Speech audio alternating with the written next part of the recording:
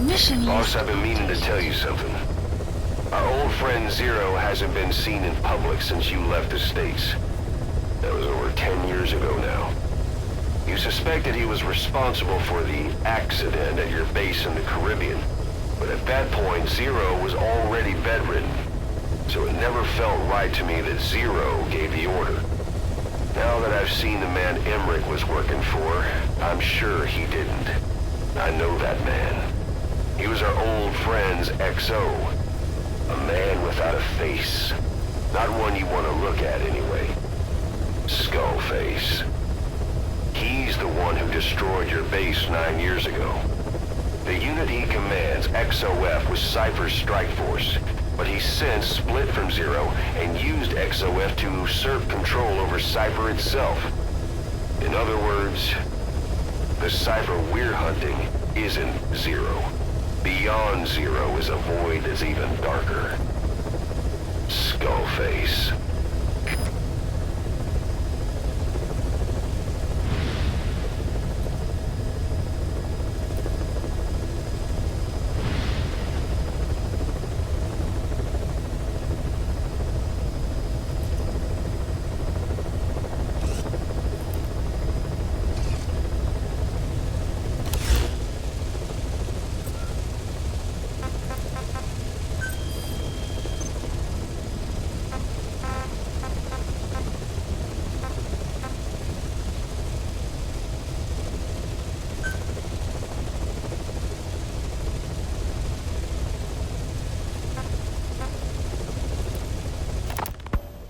When Quiet first came here, she demonstrated her marksmanship against that enemy fighter plane. It showed she was much more than your everyday crack shot. Hitting a moving target from 600 meters is a challenge, but it's possible with the right training and equipment. But shooting down that missile, that's a world apart from taking out a soldier on patrol. The chopper and the missile were in motion, meaning different vectors at high velocity in three-dimensional space, and she shot an unguided bullet that had to fight air resistance and gravity. All that while the chopper was taking evasive maneuvers. Some of the best target leading I've ever known. She has a superhuman sense of spatial awareness. You put her in a fighter jet, and she'd be an ace right off the bat. Hell, your judgment was top class too. Realizing she could take out that pilot, that's quick thinking. You and Quiet could make a hell of a team. You'd be damn near unstoppable. Quiet is still in her cell. Only a few staff are authorized to go near her. She hasn't tried anything funny, but that's what bothers me most. In particular? What does she have to gain by coming to Mother Base? I first thought she was under orders from Cypher to take you out. She didn't manage it in Afghanistan, so round 2 happens here. So I lighten the guard. And that lock on her door is a joke. You gave her an opening. And? Well, she hasn't killed you yet. And I hate to say it, but she's had plenty of chances. You made me the bait. Poisonous bait. What better? Anyway, she didn't bite. Quiet is keeping her silence. So I'm left with no idea again what she's doing here. We tried communicating with her through writing. That didn't work either. Whether she's illiterate, dyslexic, or just plain stubborn, she won't cooperate. I just don't get it. If she tried to contact the outside, it'd be picked up by our counterintelligence net. But it's clean. There's no sign she's had contact with the staff, the base facilities, nothing.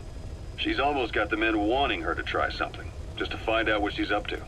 And she's in there putting on the failed soldier look, all downcast eyes and defeated sighs. But she doesn't kill herself. She can't be trying to leave Cypher and surrender to us. So what's the verdict? This may sound optimistic, but here's how I see it. Quiet came here to fulfill some objective. To kill you, maybe to destroy Diamond Dogs. Whatever it was, before she could do it, something changed her mind. Yes. When I look at her, I sense hesitation. You think she'd betray Cypher? Can't say for sure. I prefer the ones that talk. Anyway, we'll keep her under watch. And we're also looking into those special abilities of hers. You'll be the first to know if something comes up. Why not look in on her yourself once in a while? Right.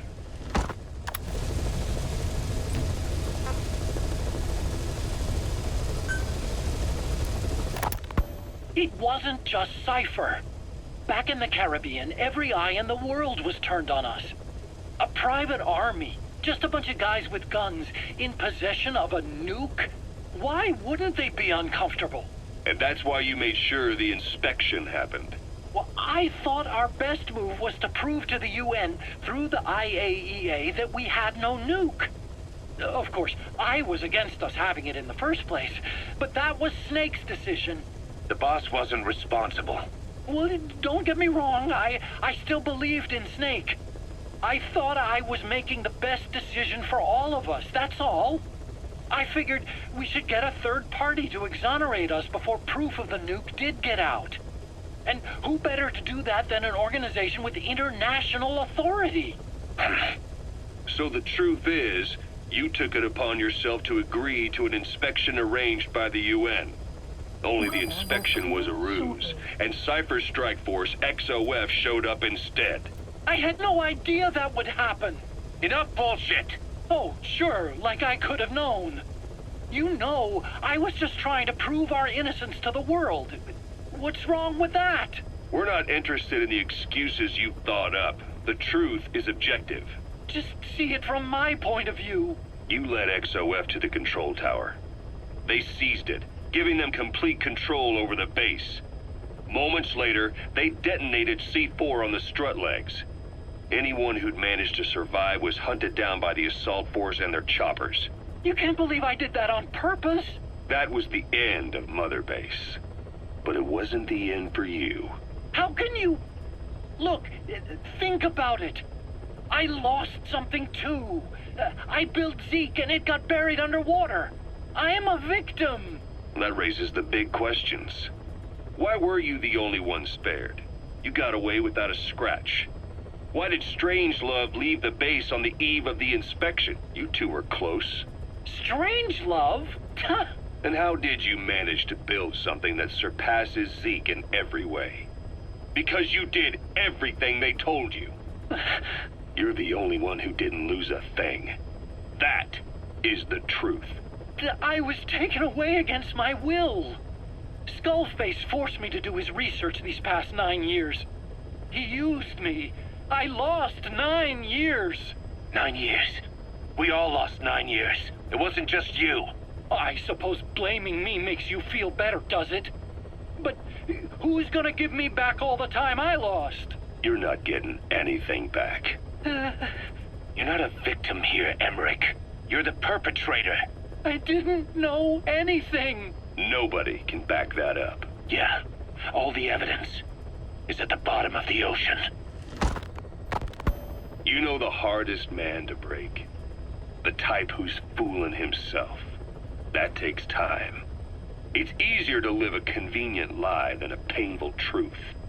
Is that the piece you've chosen, Doc? I'm not lying. Of course. Just let me check one or two things. On that day, you were in the control tower with them. Lucky you. That's how you got out unscathed. And you escaped on one of their choppers. Only you, right before the base went under. They had me blindfolded the whole time. I've never been so scared. The whole flight, I thought they'd kill me. But thinking of you kept me going. My comrades, all the way. And?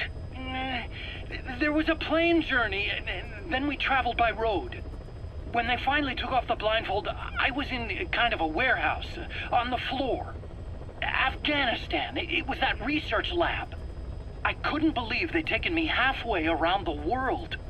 And soon enough, he came. Skullface. He's the one who's really behind that Mother Base attack. He forced me into that research. What kind of research? He told me to build a bipedal walking tank for the Soviet Union. Like Peace Walker. A system that could fire an ICBM-class nuclear weapon. That's how the Sahelanthropus project got started. Sahelanthropus. Those AI weapons I'd made in Costa Rica were like toys by comparison. A whole world apart from reptilian four-legged crawling and that ridiculous hunched-over bipedal waddling.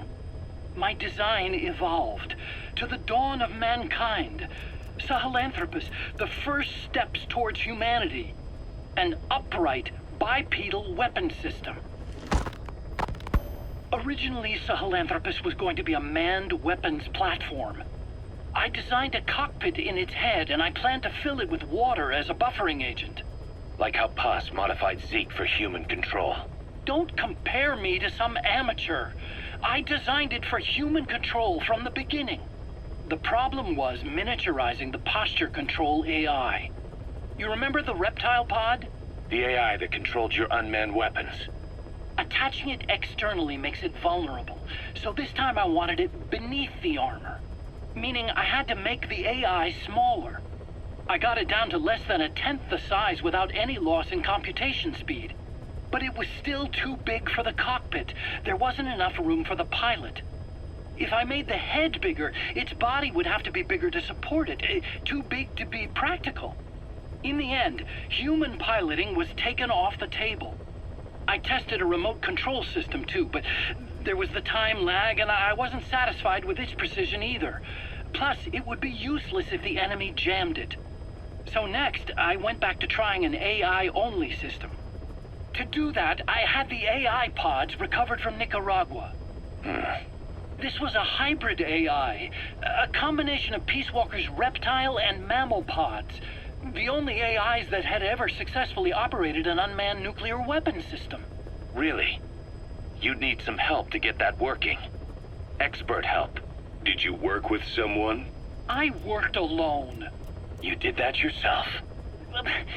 That's the thing. The AI didn't pan out in the end either. But I did finally get Sahelanthropus walking by folding over its upper body to lower its center of gravity. The first upright bipedal locomotive weapon system in the history of mankind. I guess technically it falls into the anthropoid ape category. I don't see the benefit of having it stand taller. On terrain with significant differences in elevation like Afghanistan, you need a body that's vertically adaptable. That also lets it attack from long range while using mountain ridges for cover. So, making it walk upright was the most important factor in giving it superior height capability. As the name suggests, that was the whole point of Sahelanthropus. But I was being pushed for results. Having the AI mounted externally would have been the fastest way to get it working. I just needed more data so it could maintain its balance. But Skullface refused to wait. He dismissed the idea of AI control and took Sahelanthropus away from me before I could finish it. But it was walking when it came after you. That's just it. I don't understand how Skullface got it to move upright, without a pilot or an AI. And walking at that speed, too. It's beyond anything I could have imagined. This is like the Wright brothers making it to the moon. I'm just as clueless as you are. So this Sahelanthropus, where is it now? I have no idea. All my experiments took place at that cave. I've never seen it anywhere else. Besides, it's still just an incomplete prototype at this point, and nothing but a paper tiger. Even if it can walk, it's far from being a viable weapons platform. It wouldn't be useful in actual battle.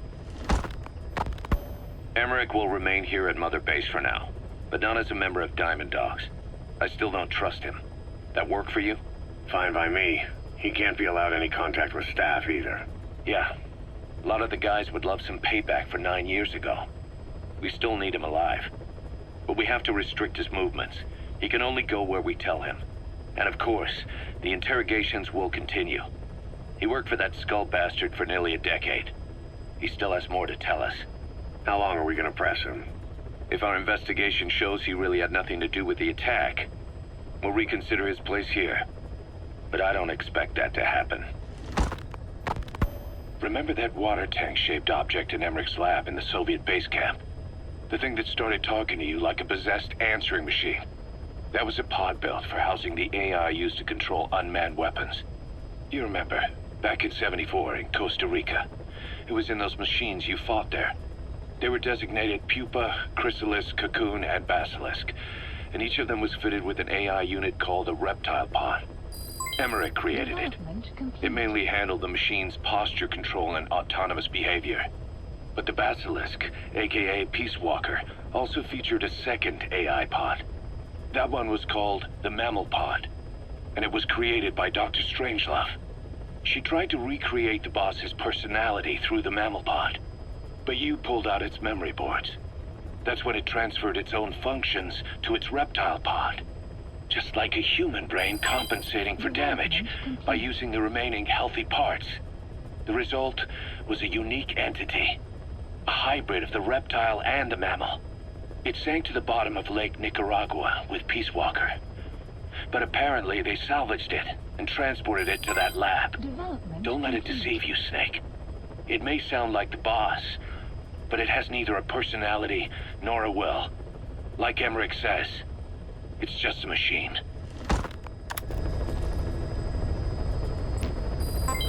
Development complete. Ever since the attack on your unit 9 years ago, the name Big Boss has become known the world over. What do you mean? Those of your men who survived traveled far and wide. They fought throughout the world. In fact, they're part of the reason we have all these PFs now. Every one of them suffered their own phantom pain from losing you. Talking about you wherever they went helped to heal their wounds. Your actions and words, your legend, has been told on every battlefield they've set foot on. Obviously, as the tales have spread, the truth's been distorted, painted over. Big Boss sacrificed himself to show us the threat that Cypher poses. He sounded a warning, so it goes. A warning? Too much power destroys the hands that hold it. Apparently, you chose to be a living example of that. I never said any of that. The moment any truth is passed on, it starts turning into fiction. The problem is, fiction inspires people more than facts. To the world, you're now the legendary mercenary Big Boss. The lessons you've taught the PFs are the reason they're so widespread. They're the reason they've survived. And you know what they all aspire to? To one day go nuclear, just like you did, and stand up to Cypher. Of all the stupid things you could do. They'll never understand what you really wanted. Heroes are misunderstood. It takes a man of the same caliber to understand what drives them. Bottom line is, these guys want to be like their hero Big Boss. And deep down they all have their eyes on nuclear weapons. They say that a nuke is the only means of standing against Cypher. But these days it's becoming little more than a slogan to rally the troops and survive in a cutthroat business. Currently, there are 3 major PFs who've expanded into Central Africa. CFA, Rogue Coyote, and Zero Risk Security. HEC's investigations have shown there's almost no overlap between their areas of operation. It's not so much a turf war, more like they have a gentleman's agreement. If you do cross paths with them, you probably won't have to face more than one at a time. Still, don't expect a walk in the park. The CFA, Contract Forces of Africa. These guys are a major player. Their head office is in Pretoria, South Africa. That's also where the South African Defense Force is headquartered. We think the two are closely connected. An HEC investigation revealed that most of the CFA's operators are former SADF soldiers. South Africa has been locked in struggles with neighboring regimes for years. That means constant action. And we know better than anyone that's the best kind of training. A company drawing its recruits from hardened military vets. You can bet they know how to handle themselves. Do not underestimate them. Within the CFA is a company of soldiers made up mainly of locally hired operators. They speak Afrikaans to communicate with personnel from the CFA. But if you notice any speaking the local language, that's them. Though hired from the local population, they were originally part of a paramilitary group, so they'll have plenty of combat experience. And unlike their days shooting junkyard rifles out of beat-up pickup trucks, the CFA now supplies them with the latest gear from the West. On top of that, they've been combat trained by the South African Army. All that adds up to a much stronger fighting force. So don't brush them off. Look at the Angola-Zaire border region. The east bank of the Munene River in particular. It's a microcosm of a problem that stretches all across Africa. There's a civil war going on in Angola fought between the government MPLA and the Western-backed UNITA. Zaire is still a dictatorship under President Mobutu, but numerous uprisings have broken out in its remote regions. With all the trouble elsewhere keeping their hands full, neither government has control over their side of the border. They depend on militias and PFs, as do the rebels. Government forces, guerrillas, militants, groups of all shapes and sizes hawk whatever resources they can to hire PFs. Conflict brings PFs. PFs expand the war zone, and more conflicts erupt in a continuous chain reaction. Sounds like our kind of work. Mother Base could grow by leaps and bounds.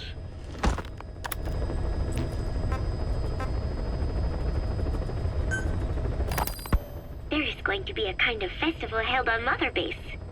They are calling it Peace Day. Snake and his men may be without a nation, but they are still an army, and that means sometimes they have to fight the bad guys. Of course, they should not fight at all. It is obvious to me that any problem can be solved with reasonable discussion.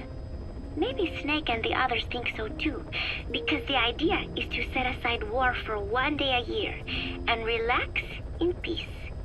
I do not know how it came about, but apparently Snake and Miller got the idea while they were talking, and everyone on Mother Base went along with it.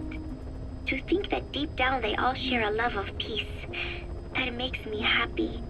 But never mind that. Somehow I have ended up singing on stage. Miller was all, "Come on, both our names mean peace. It will be great." Why does that mean we have to be in a band? Then he roped Professor Galvez in too, saying, "Hey, Galvez comes from peace too. We are the perfect act." I am not sure Miller really understands the origins of the name Galvez. But then again, you always have to take Miller's talk with a grain of salt. What I cannot believe is he went and told everyone we'd be performing together without even asking my opinion. Now everyone thinks it has all been decided. I like to sing, but I have never had to perform in front of a crowd. I do not think I'm up to this. But everyone seems to be looking forward to it. I guess I would hate to let them down. And anything is better than letting Miller sing. Oh, that was mean. Miller said he was going to write a song for us. I wonder what it will be like. It is funny. The more nervous I get, the more I find myself looking forward to it.